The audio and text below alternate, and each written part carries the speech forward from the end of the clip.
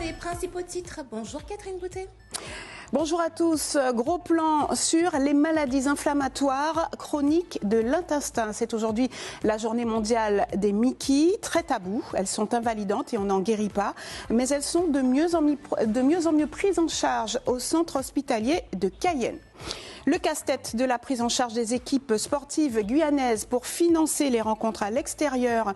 Gros plan dans ce journal sur les filles du sport guyanais, championnes anti-Guyane. Elles partent la semaine prochaine au championnat de France de National 3. Et puis Taïja, Vinci, Ken Vibes, Lauryn James, Fanny G ou encore Mayo de Co. Quelques noms parmi la trentaine d'artistes guyanais récompensés hier soir au Zéphyr. Cette année, le grand retour des Lindor après 3 années d'absence liées au Covid. Catherine, on commence ce journal par la journée mondiale des Mickey. Oui, Mickey pour maladies inflammatoires chroniques de l'intestin. Environ 300 000 personnes souffrent de ces pathologies invalidantes en France. Elles ne guérissent pas et provoquent une gêne quotidienne énorme. Elles sont désormais mieux prises en charge et diagnostiquées au centre hospitalier de Cayenne où on compte désormais 6 spécialistes. Alors qu'est-ce que ces maladies? On écoute le docteur Marion Walline, gastro-entérologue au CHC. Elle est au micro de Laurent Marot et Martial Grit. Maladie inflammatoire chronique de l'intestin. Donc c'est une inflammation chronique, comme son nom l'indique. Ça regroupe 2 maladies. D'une part la maladie de Crohn qui peut toucher, donc une inflammation qui peut toucher tout le tube digestif, de la bouche jusqu'à l'anus, donc en passant par l'estomac, par l'intestin grêle, même l'anus. Et la rectocolite hémorragique, donc qui est une inflammation aussi du tube digestif, mais qui est localisée, elle, juste au niveau du rectum et du côlon. On ne sait pas trop exactement l'origine. On sait que c'est multifactoriel, que c'est un terrain génétique particulier, mais pas un seul gène, une multitude de gènes influencés par le système immunitaire et des nombreux facteurs de l'environnement qui peuvent également déclencher ou provoquer des poussées. Et les malades devaient auparavant partir se faire soigner à l'extérieur du territoire. Mais aujourd'hui, la prise en charge s'améliore au centre hospitalier de Cayenne. Et 6 hépato-gastro-urologues du CHC ont d'ailleurs des projets avec le futur CHRU. On va tenter de mieux connaître cette maladie avec vous, Olivier Damon. Bonjour. Bonjour Catherine. Alors, voyons d'abord les symptômes de ces Mickey. Alors, il y en a plusieurs.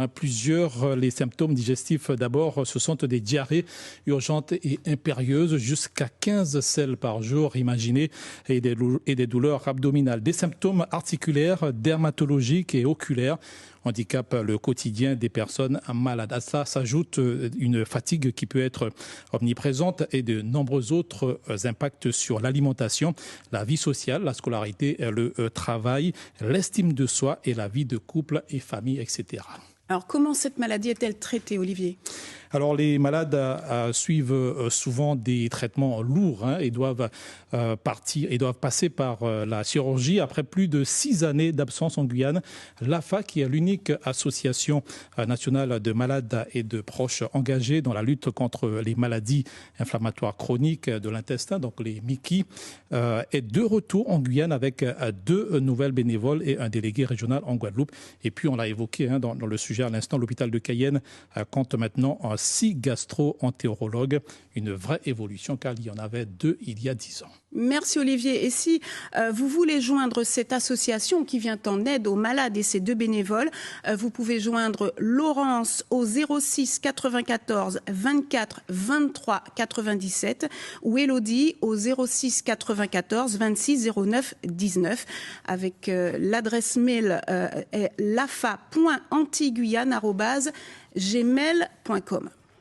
On va maintenant parler d'un problème récurrent dans le sport, la prise en charge des équipes lorsqu'elles doivent représenter la Guyane à l'extérieur. Cela concerne par exemple en handball les filles de l'US Matoury et les hommes du Geldar qui partent la semaine prochaine disputer les finalités outre-mer, et en basket les filles du sport guyanais, sacrées championnes anti-Guyane, qui vont disputer dans l'Hexagone le championnat de France de basket en National 3. Et on va justement faire un gros plan sur les difficultés de l'e-sport guyanais. Le championnat se déroule du 25 au 30 mai prochain à Aubonne. Mais la question du financement du déplacement mine la concentration des équipes. Rejoindre Aubagne dans l'Hexagone pour briguer le titre coûterait près de 30 000 €, des fonds que ne détient pas l'association sportive. Heureusement, la collectivité territoriale prend en charge 17 billets d'avion. Malgré tout, pour Ati Jahir, le président d'honneur du sport guyanais, si les collectivités pallient l'urgence, il faut une véritable prise en charge politique et le levier ne peut être que national. On l'écoute. Elles font leur job puisque souvent elles répondent en urgence à tout ce que nous demandons concernant le déplacement en voie aérienne. Donc les collectivités locales font leur travail. Mais là, ce que ça doit remonter au plus haut, c'est au niveau national, au niveau politique, au niveau fédération, au niveau du gouvernement, car il faut prendre en compte le fait que nous ne sommes pas dans l'Hexagone. Donc il faut qu'il y ait des fonds spéciaux qui soient attribués, mais que ce soit sur le plan sportif ou même culturel.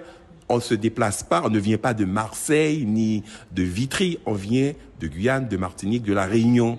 Donc dès le départ, il y a une volonté politique qui doit être affirmée concernant l'outre-mer. Si on veut faire un championnat national, il faut le prendre en compte. Sinon, on peut très bien nous, et ce serait aussi peut-être profitable, jouer avec ceux qui nous entourent dans notre environnement, Brésil, Guyana, Suriname.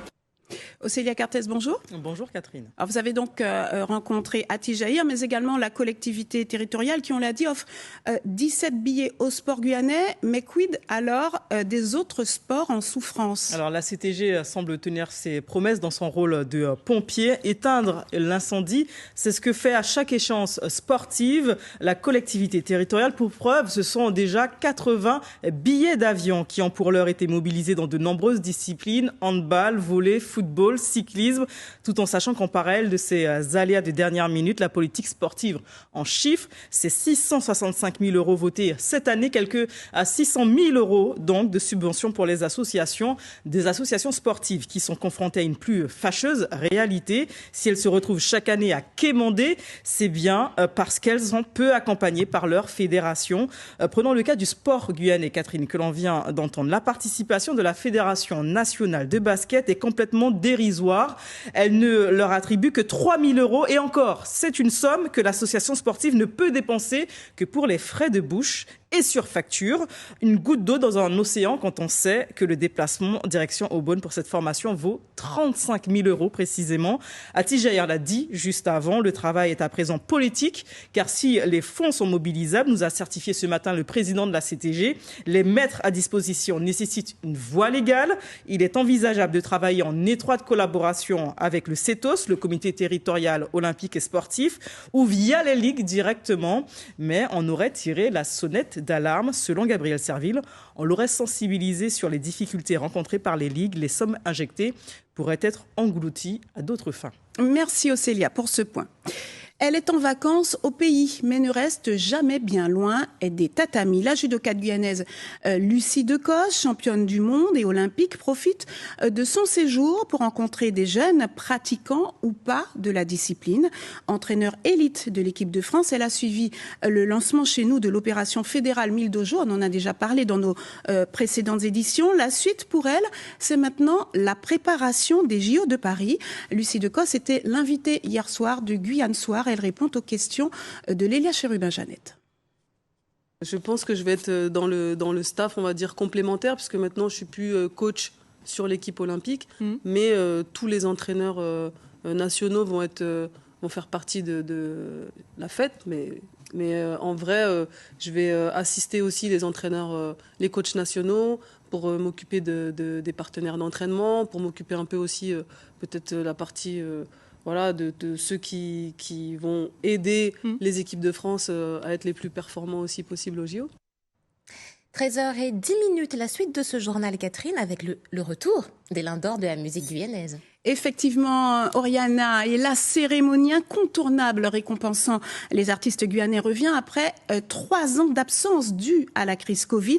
Cette année, ce sont donc les productions musicales de la période 2020-2021 qui sont mises à l'honneur.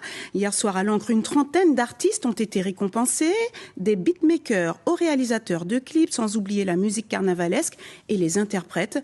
On écoute DJ Maf, il a reçu le Linder Beatmaker, catégorie pour ses compositions de morceaux instrumentaux pour le rap, hip-hop ou R&B contemporain. MAF reçoit son premier Linder. On écoute également Janice Sesto qui nous parle de la période qui couvre cette cérémonie. Ils sont au micro d'Anthony Hilaire. Très exactement, donc du 1er juin 2019 au 31 janvier 2022. Pourquoi ? Parce que en fait, c'est la période sur laquelle les Linders ont été absents.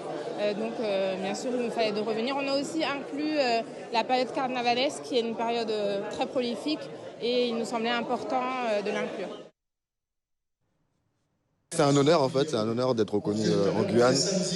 J'ai été reconnu aux Antilles, en France, mais être reconnu ici, dans son pays, dans son territoire, c'est toujours un honneur. J'ai commencé en 2013 à Mana et la voiture continue. Et notez parmi les autres artistes récompensés, Taïja, Vancy, Ken Vibes, Lauryn James, Fanny G ou encore Mayo Deco. Et demain soir, au Zéphyr, place à la soirée de gala avec un grand spectacle musical. Début de la manifestation à 20h. Notez que Jean-Pierre Caram, le président de Megamazonie, sera l'invité du journal télé de ce soir. Et elles participent régulièrement à la cérémonie des Lindors. Elles ont d'ailleurs plusieurs fois été nommées. Je veux parler des Amazones Tambou. Le premier groupe de musique traditionnelle 100% féminin fête cette année ses 20 ans. Un anniversaire marqué par une exposition qui se tient jusqu'à demain. Le PCC, les Trois Fleuves. Elles sont 8, savent tout faire, jouer du tambour, chanter, danser. Et leurs compositions ont enrichi le patrimoine guyanais de 26 titres et 2 albums. Jeanne Azor est la présidente du groupe. Elle fait partie des membre fondateur. Il y a 20 ans, elle était choriste dans un groupe, mais voulait plus. On l'écoute au micro de Martial Grit. Ce qui nous a poussé à créer ce groupe, c'est une envie de toucher à cet instrument qui était réservé uniquement aux hommes. Et nous savions chanter, mais il nous manquait quelque chose. Et de ce fait, on s'est dit, bon, allez, on va créer un groupe de femmes, uniquement de femmes, et charge à nous d'aller apprendre à jouer du tambour, parce que on ne savait pas du tout jouer de cet instrument. Nous sommes des Amazones, tout le monde chante, tout le monde joue. La polyvalence est le maître mot du groupe Amazon Tambour, parce que tout le monde a besoin d'évoluer, tout le monde a sa place dans ce groupe et ça fonctionne très bien. Et comme nous avons une certaine facilité à écrire, alors toutes les Amazones, eh bien, on s'est attachés à produire nos propres textes.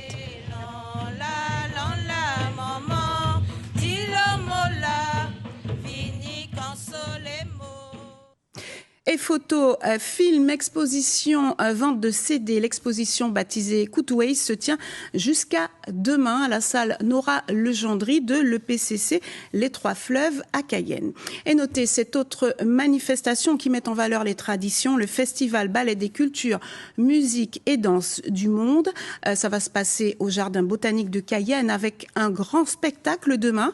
Et dès cet après-midi, un défilé en costume traditionnel entre le hall Georges Donzenac et le Jardin Botanique. C'est à partir de 16h30, une manifestation organisée par le groupe Rénoband. Ce journal est terminé. Que faut-il retenir, Catherine ? Alors, nous avons fait un gros plan sur les maladies inflammatoires chroniques de l'intestin. C'est aujourd'hui la journée mondiale des Mickey, très tabou. Elles sont invalidantes et on n'en guérit pas, mais elles sont de mieux en mieux prises en charge au centre hospitalier de Cayenne.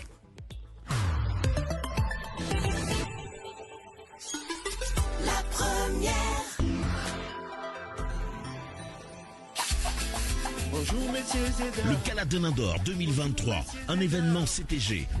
Le PCC Les Trois Fleuves.